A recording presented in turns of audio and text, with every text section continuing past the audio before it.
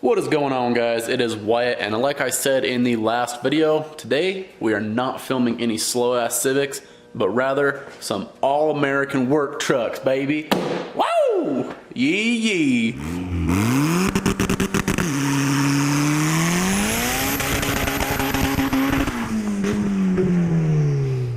So, like I said, guys, today we are not doing anything with the Hondas, but we're actually going to be working on my truck.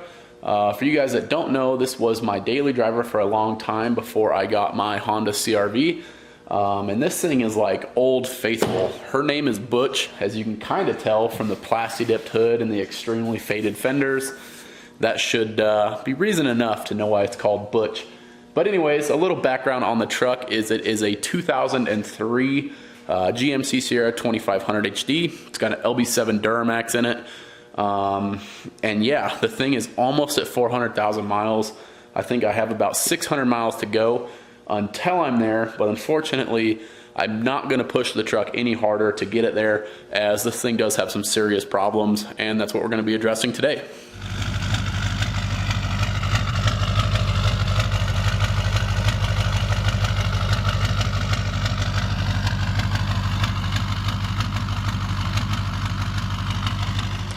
So now that you guys have seen around old Butch here, I'm going to show you the dyno video.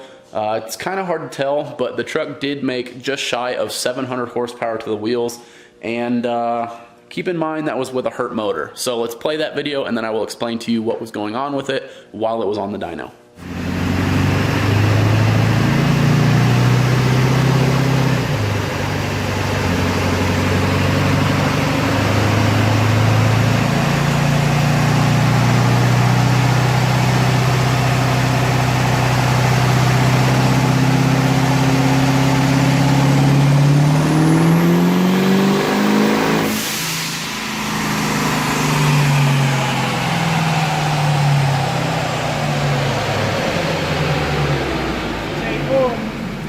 Like I said, old Butch made about 700 horsepower. I think it was like 680 something to be exact, and that was with a hurt motor. So what's going on with the motor is currently it has a blown head gasket and it's got a bent rod. Back when it was on the dyno, it did not have a blown head gasket, but it did still have a bent rod. If you guys know diesels are all about compression. You have to have compression to detonate the fuel, and with a cylinder that's low on compression, you're going to lose a bunch of power there. So the number 7 cylinder is about 150 psi down as opposed to all the other cylinders, and it's a big no-no. So I'm kind of tired of driving it like that, and that's why we're going to be pulling the motor out to get that fixed, fix the head gaskets on it, and a couple other little things on the truck just to get it back to ground zero. So if I need it this winter, I do use this thing to tow trailers a bunch. So like I said, I just want to get it back to ground zero. I've been abusing this thing for way too long and not taking care of it. As you can see by the front end that goes like this, as well as some other stuff. It needs a turn signal switch and some bushings on the suspension and some other little things, but we'll get into that in this series. It's probably going to be a couple videos worth because it is a lot of work to pull the motor out, open up the bottom end, fix a connecting rod, put head gaskets on it, and all that stuff. So I'll show you a little bit of the engine, give you a little bit of specs on it, and then we are going to start getting the thing pulled out. So as far as the engine goes, it's got a 69mm turbo on it with a modified CP3 injection pump and a set of SAC 45 injectors. Yeah, it's quite enough to bend a rod, or at least a stock connecting rod. So sucks, but we're gonna get that taken care of. And I'm really just doing this to get the truck back to ground zero. If you guys look at this picture here, you can see that we have some really nice and fancy parts for this truck. And that'll be later this winter when we actually do a fully built motor for this thing. We're going compounds with it, huge injectors, huge fuel system, badass internals, and we're gonna go for about 1,000 horsepower. But for right now, I just need the truck to be up and running and you know, able to go through this winter without a hiccup. So we're getting that taken care of, but make sure you subscribe to the channel because we're gonna be building that motor very soon for this thing, and this thing is gonna go for 1,000 horsepower. So keep up to date with that, but for today, let's go ahead, get this damn motor out and start fixing all of the mishaps with it.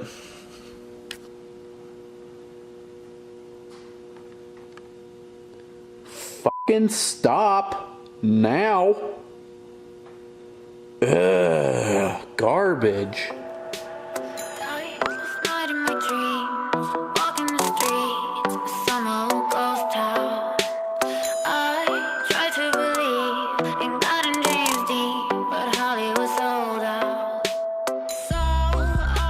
Well guys, I was trying to film a quick time lapse of pulling the engine out of old Butch. Unfortunately, eBay has kicked my ass yet again with cheap parts, and the cheap suction cup mount that I used for my GoPro, which I was filming the time lapse on, ultimately destroyed my freaking GoPro. Look at this bullshit. Had this GoPro stuck up there on the furnace, and the cheap GoPro mount suction cup fell and instantly knew it hit the ground. So I'm gonna try to film the rest of it on my Canon SL2. It just sucks because this thing takes a lot of battery life to sit and record a time lapse with. But we're getting close. As you can see here behind me, I have the front of the truck all pulled apart, and what we're gonna be doing now is just getting the rest of the engine unhooked. I got a bunch of wiring that needs to come undone. I still need to get the transmission off of the back of the motor and go from there. So that's what we'll be working on today, and hopefully by tonight we have the engine out and somewhat apart so that we can see what the connecting rod looks like. Well guys, there is the transmission out of old Butch. That thing has been extremely reliable and bulletproof with the build that we did on it. I got the transfer case here, drive shafts, all that stuff out. And we are just getting ready to pull the motor out. I only took the transmission out because with the setup on this truck, it's kind of a pain in the ass to do it any other way. Factory has like a 3-inch downpipe, but I have a 4-inch downpipe back there, and the transmission dipstick is on the other side. It just makes getting to all those bolts up top there a real pain in the butt. So anyways, we just pulled the transmission out. We're getting ready to yank the motor, and we'll go from there.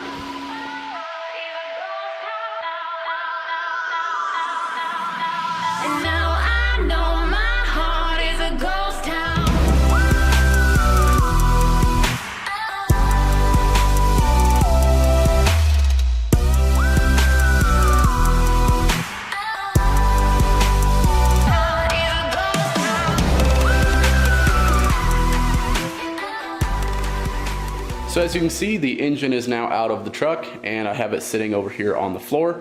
I already went ahead and removed the turbo off of it so I could kind of see what was going on with the exhaust leaks that I was hearing, and boy did I have some exhaust leaks.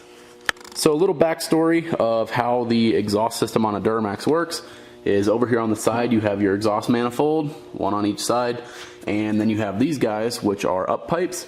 So this bolts down onto the manifold over there and then comes up here to feed what we call a pedestal, the exhaust gas. On a stock turbo truck, this whole piece is casted into the factory exhaust housing on the turbo, but to run an aftermarket turbo you have to run this pedestal, and it just pretty much feeds the gas from the up pipes into like a normal T4 flange. As you guys know, I am extremely cheap though, and if I can build it myself, I usually will and avoid spending money on it. That is the case with this turbo pedestal that I built. Now, this thing did great for quite a while, and it actually served its purpose really well, but the materials I chose to build this thing out of just weren't exactly designed to do what I was doing with them. On the Duramax itself, the exhaust gas temperature gets upwards of 1800 degrees on a big tune like I had in it. And thin wall mild steel tubing doesn't exactly take heat that well, especially when you're putting a ton of pressure through it. When I built this turbo kit back in the day, I didn't feel like spending any kind of money on it whatsoever, so I ended up just buying the 2 flanges and then using leftover material I had laying around to build this pedestal. The plate and bar I had laying around, and then this tubing actually came from a set of 350 small block long tube headers. So I just cut the bends out of them I needed, made them fit in here fairly well, and welded it all up. The only problem with that is this thin wall mild steel doesn't exactly take heat and pressure very well. Like I said, seeing upwards of 1800 degrees temperature, this thing has been put through the ringer, to say the least, and it shows. This thing's got cracks all over it, and if I can get the camera to focus, I will show you them. So right there is one of them that's pretty bad. As you can see, there is soot coming out of that crack right there, right below the weld on the pipe. There's also a couple more down in the valley between the two pipes there, and then the pipe itself is actually cracked all the way along this weld, but it doesn't look like it's leaking just quite yet. And then the biggest crack of them all is actually on this other flange. And you can see it right there. It looks kind of like a weld bump, but that's actually a crack that goes all the way through. And I don't think the camera will pick it up on this backside very well. Oh, yeah, it will. But anyways, you can see that huge crack that just blew out completely that whole pipe there on the bottom. So definitely a huge loss of performance from that. And another thing that also happened was on the up pipe. This thing also cracked. You can see it kind of blown apart right there where it's leaking soot. And you can open this thing up and the crack just gets bigger. But anyways, all the heat and pressure really just takes a toll on this stuff. So that's one of the reasons I wanted to pull the motor out as well. I've already bought another pedestal. I'm going to go pick that up tomorrow. And it's just a big cast piece instead of a tubular one, so hopefully it won't crack. And then I also have a new up pipe going on the motor as well. But pretty crazy. Just wanted to show you guys that part of it. And the next thing we're going to do is get the truck pulled out, and we're going to pressure wash it all off, get all this old grease and grime out of the engine bay, and then we'll start getting the motor torn down and see what the heck's going on with it.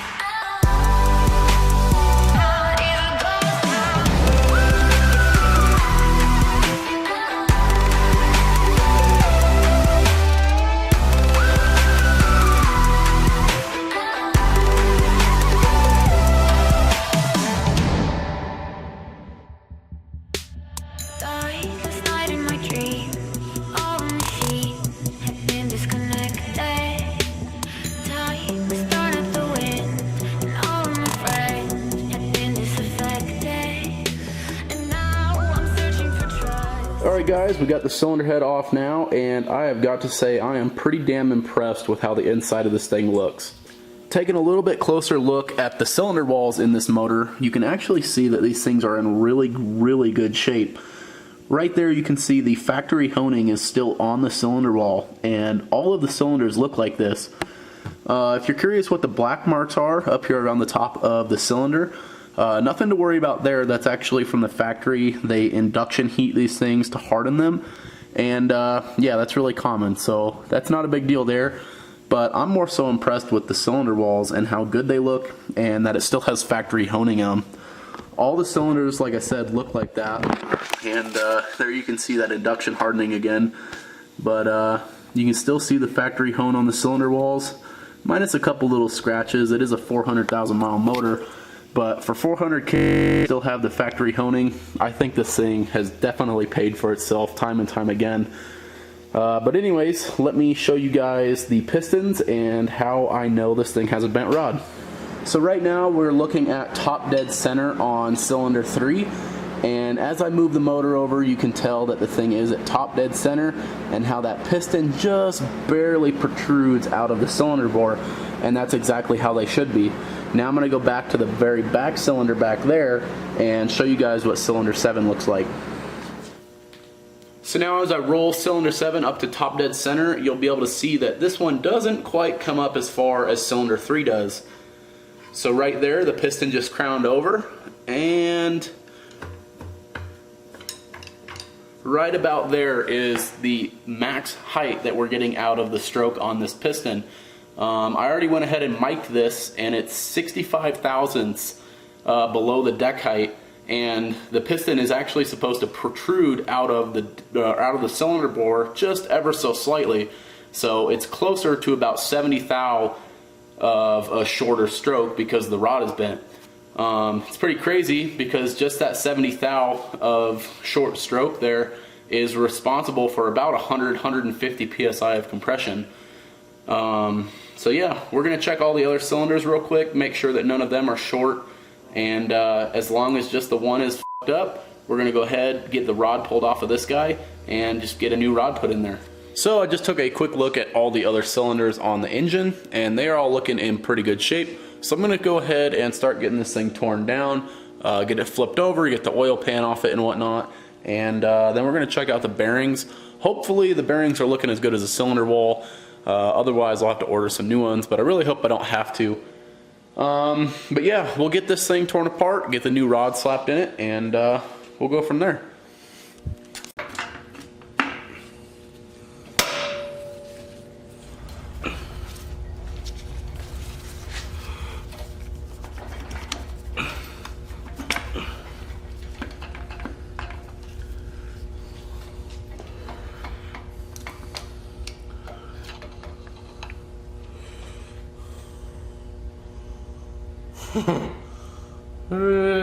Nice. Nice, baby. Got a good little twist in her. Well guys, there she is. You can definitely tell she is pretty bent, especially sitting next to a factory straight rod. So that's where my loss of compression, loss of power, and horrible cold starts have been. And I got my new piston, or my new rod here. It's just a factory rod. I have it on a mock-up piston, and I'm going to install it, check my rod bearing clearance real quick, and then we'll start getting this thing back together. So I just got the new rod that we're going to be using torqued down into the motor, and I pulled the main cap back off of it just to check our oil clearance with a plastic gauge. We're right about 1.7 thou of oil clearance, which is really good. And surprisingly, with a 400,000 mile motor and reusing the old bearing, I'm really surprised we're not hella loose. So this thing is ready to go. I'm going to get this cap cleaned up, get the rod cleaned up, and get the rod installed on the old piston, and then we're going to get that thing installed in this motor.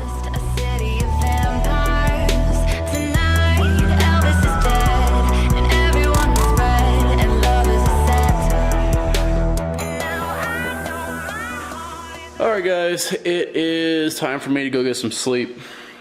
Pretty freaking dirty from working all day, getting oil all over myself. But anyways, it is 2 in the morning, 2:16.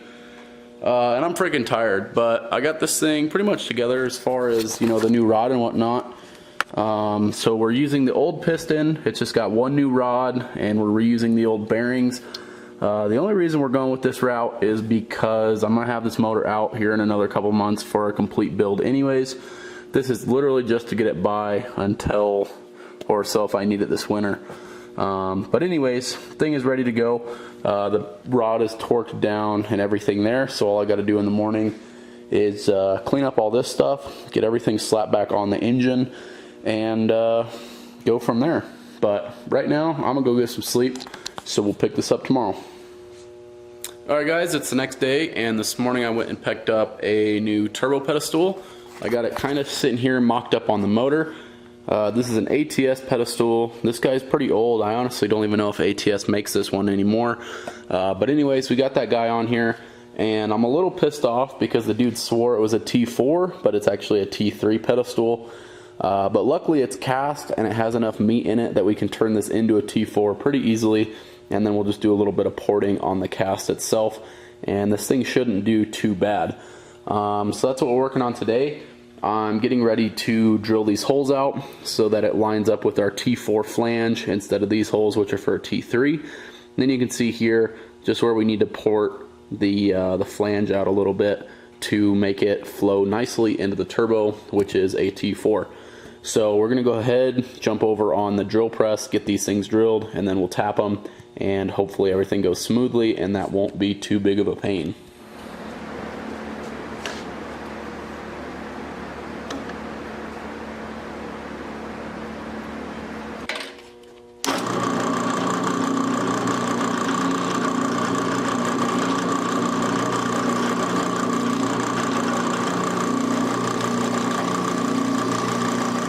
Well, we got the new pedestal on the motor and got the turbo bolted down onto it.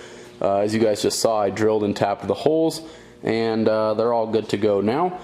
This thing does sit about an inch or so higher than it used to, so it's actually gonna help in some ways to give us a little bit more room for everything, and it'll actually be a lot better for when we go compounds, because the way this was before is this turbo inlet was really close to the intake on the motor. So hopefully with that being up a little bit, that'll gain us a little bit of clearance. But yeah, it's looking really good. Now I'm gonna pull the pedestal back apart and port it so that it matches the inlet on the exhaust housing, and we should be done there, and we'll start buttoning up the bottom of the motor.